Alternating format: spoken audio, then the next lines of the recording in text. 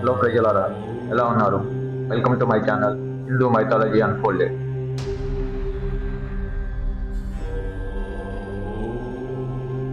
దేవశిల్పి విశ్వకర్మ బ్రహ్మదేవుని ఆజ్ఞతో గాంధీవతను సృష్టించాడు.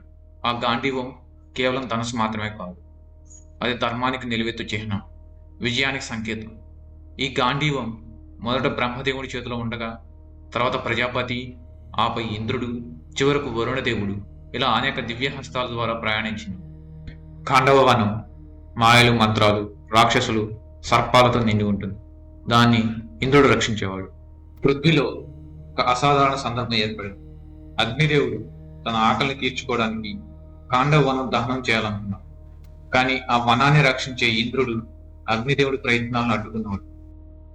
అగ్నిదేవుడు కాండవ వనాన్ని దహించడానికి అవసరమైన సహాయాన్ని పొందేందుకు వరుణదేవుణ్ణి ఆశ్రయించి గాంధీవాన్ని కోరాడు.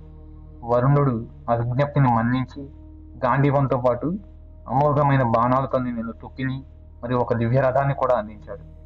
ఈ మహత్తర కార్యంలో తనకు సహకరించడానికి ధర్మాన్ని రక్షించగల మహావీరులు అయిన శ్రీకృష్ణుడు మరియు అర్జునుని వేడుకున్నాడు.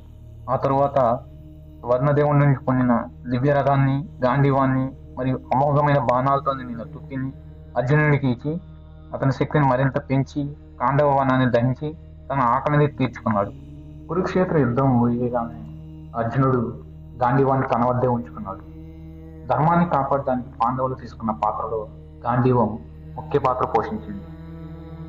అలా కొన్ని సంవత్సరాల పాటు రాజ్యం చేసిన పాండవులు శ్రీకృష్ణుని నిర్యాణం జరగగానే పాండవులు కూడా తమ జీవిత లక్ష్యం పూర్తి అయిందని గ్రహించి తమ రాజ్యాన్ని, సంపదలను త్యజించి తమ చివరి యాత్రను ప్రారంభించారు. యుధిష్ఠిరుడు అశ్వమేధ యోగం నిర్వహించినప్పుడు దేవతలు ఈ గాంధీవం ఒక లక్ష్యానికి మాత్రమే ఇవ్వబడింది కాబట్టి యుద్ధం ముగిసిన తర్వాత ఇది మరొక మానవుడి వద్ద ఉండలేదు.